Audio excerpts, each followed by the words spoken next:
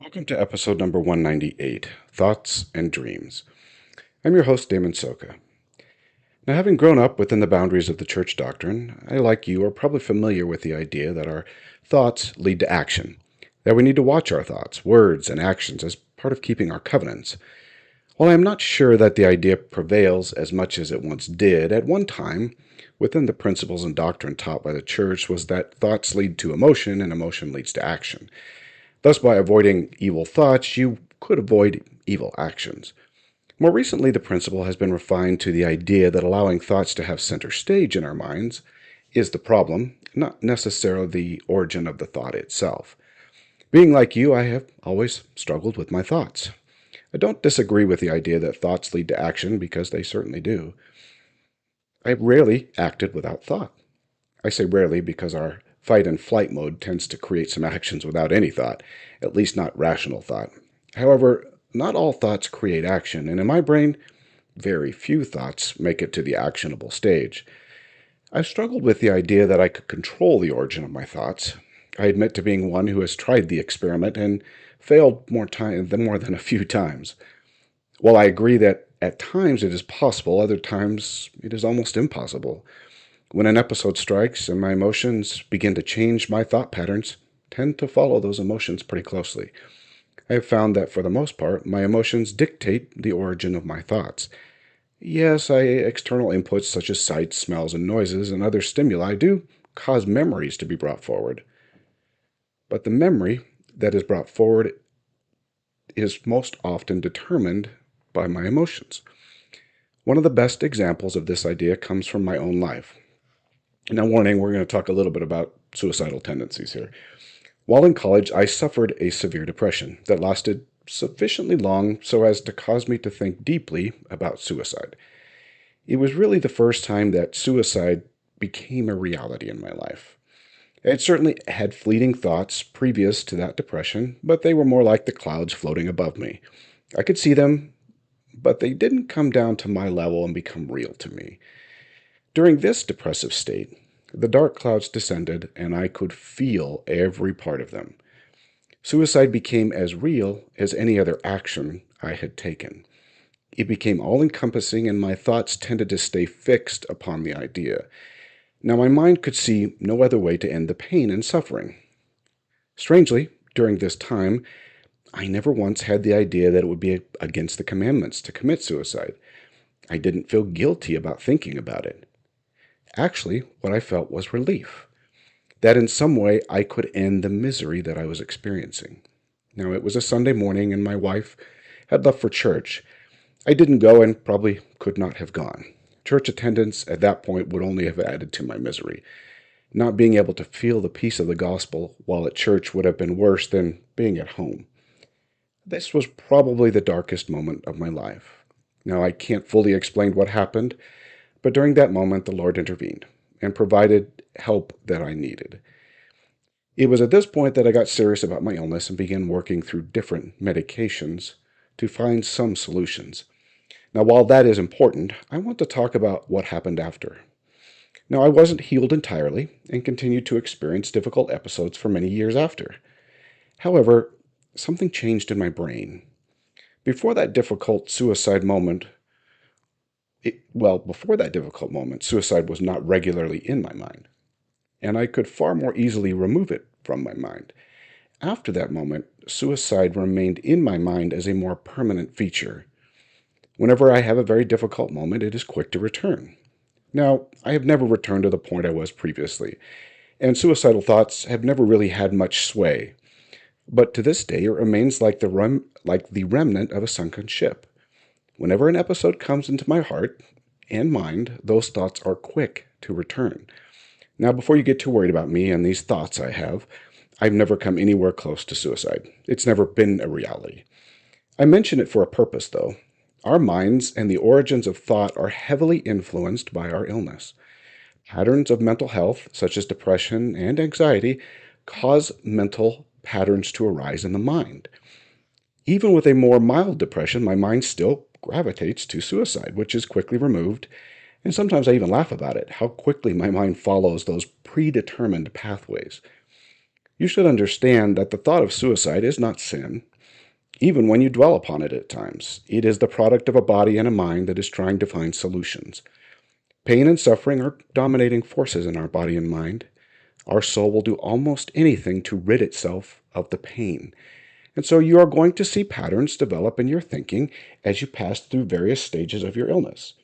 Just because your mind brings it to the forefront doesn't mean that it is real or that you have committed sin. It is because similar emotional states bring forth similar emotional patterns. And as we develop those patterns can become sticky. More interesting than the idea of stickiness is that these patterns can be used to determine when we are heading for an episode before we get there. One of my patterns that has been consistent, or at least on the depression anxiety side of things, is to feel as though I have done something wrong, but I cannot come to any conclusion as to what it is. Depression can feel very similar to sin in many ways, and so when I feel as though I have done something wrong, without any real evidence coming to mind, I know that I'm probably headed for a depression. Even the intensity tells me something about what is to occur. The more intense the feelings of sinful behavior that has not happened, the deeper the episode. You will notice as you progress through episodes of mental health that similar patterns of thought and emotion will come. I have learned that for me, much of my thoughts come from my inner emotions. When I am depressed, naturally my thoughts center in unhappy and dark places. When I am anxious, my thoughts wander from fearful event to fearful event. The deeper my episodes, the more difficult to control the pattern of thought. But my patterns are actually very similar each time. It feels as though my episode is etching itself ever deeper and deeper through the brain. And when I come upon similar feelings during depression or anxiety, my thoughts almost uncontrollably find those grooves and ruts in the brain. However, over time, as I have learned this, I've been able to more often make myself a third person bystander. Knowing what will occur, I can isolate it and know that it isn't real. That doesn't necessarily stop or diminish my pain, but it does help me avoid the actions I might have taken. When you can isolate feelings as false indicators and assign them to an illness, you provide your mind with an outlet and a form of relief. So often when we descend into emotional chaos, we do so seeing our illness as reality. Yes, the emotions are very real, but they don't represent reality. When you can help your mind see them as a byproduct of an illness, you actually can provide for some relief. And it is possible to get yourself outside of the mental and emotional patterns that so often occur. Now, this for me has not been a cure, but it has helped me, especially with the ideas of suicide. I admit that for some time it bothered me when my mind would so quickly drift to suicide. It felt just plain wrong that one who knows the gospel will be so quick to allow suicide to enter the mind and be unable to dislodge it. When I realized that it was more of an emotional pattern and that my mind was using it as a relief valve, I began to see it as simply one of the symptoms rather than anything real. Suicide has not been real to me for many, many, many years. It is partly to do with my understanding my thought patterns brought about by the illness. When you can see those patterns and understand them as symptoms rather than reality, it is going to provide some relief and understanding. It may even help you to step outside of the patterns and to isolate them, rather than treating them as your reality. Now I'm going to switch gears just a little bit. I want to discuss the origin of thought a little bit in the sense of personal revelation. I know that every one of us who deal with mental health challenges deals with hearing the voice of the Lord clearly, or the difficulty of doing so. It has been a problem for me much of my life, and somewhat of a struggle on a regular basis. I've spoken about it several times in these podcasts.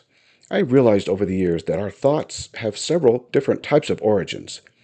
Certainly, our emotions are the largest contributor to our thoughts, but they are not the only source. I have found that certainly the Spirit can provide thoughts directly to our minds. I believe Lucifer certainly has some influence, although I don't know exactly how or how much. I also believe that our spirit's experience from the premortal life comes into our mind regularly.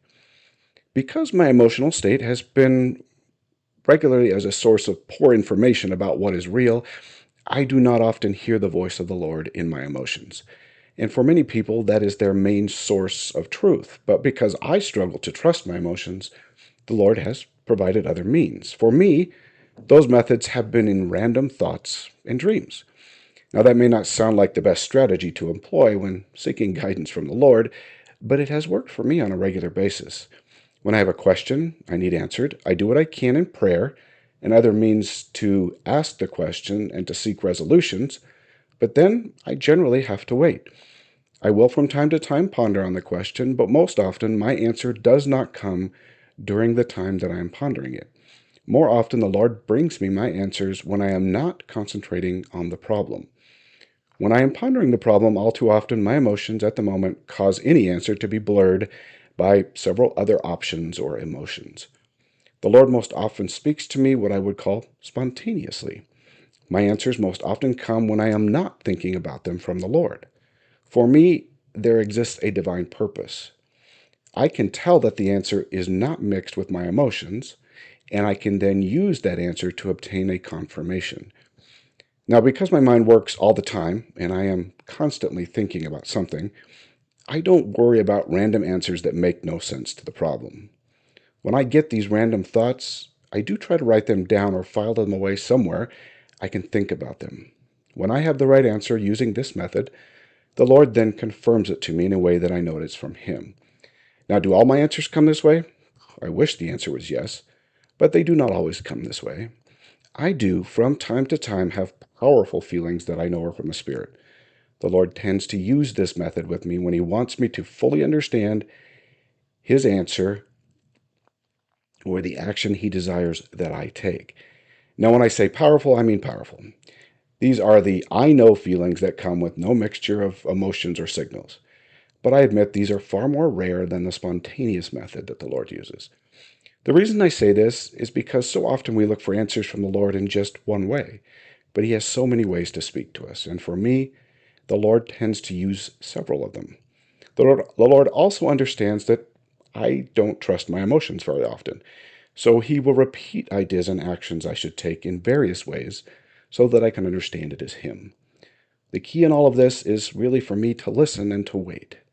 The Lord is ever willing to provide His direction if we are open to His many ways of speaking to us. Finally, I think that it's important to understand that many individuals with mental health difficulties often have dreams and spiritual dreams. Some may call them visions, but I just prefer dreams. I have experienced many wonderful dreams in my life. Several are far too sacred for me to share openly. But I believe that this method of communication is something that the Lord uses to aid us in our journey.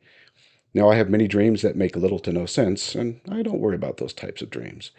I shrug them off as random firings of a troubled mind. And you are likely to have those type of dreams. But it has been my experience that individuals with mental health challenges may dream regularly, and that the Lord can and does communicate to us in this manner. However, one must always be cautious about dreams and allow for the Lord to confirm their origin. Lucifer, in some ways, does also to appear to have some influence, and I have had plenty of nightmares as well. What is important about dreams is that the Lord can use them to teach us principles and truth. We should not discard them if the Lord has confirmed that they come from Him. Finally, remember that as much as we would like to think that we are in full control of our mind, we do not control it entirely, especially when we suffer with mental illness. When we suffer, we will tend to think all of our emotions and thoughts are suspect. We will learn not to trust our emotions. While that is certainly understandable, we should be cautious not to distance ourselves entirely from our emotions. While we suffer with an illness that casts serious doubts on the reality of what we feel, the Lord will continue to communicate to us using our emotions. His communication, though, will tend not to be subtle or small. He knows our difficulties, and He knows what we need to understand the revelation He provides. We will know when He has spoken to us. However, once He does, I do know from personal experience that doubt will quickly come to erase that truth if we are not careful to record it in some way. What I most desire to communicate today is that the Lord is in your life, and He is consistently working to provide for revelation and guidance in your life. Many times, You may not even recognize His guidance and revelation until long after it has occurred, but that doesn't diminish it as a revelation.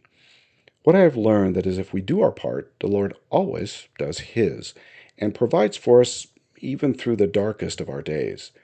If you ever wonder if He is speaking with you, ask Him to show you all of the revelation He provides, and I promise it will open your eyes to wonderful things. May He bless you to see all that He does reveal to you. Until next time, do your part so that the Lord can do His.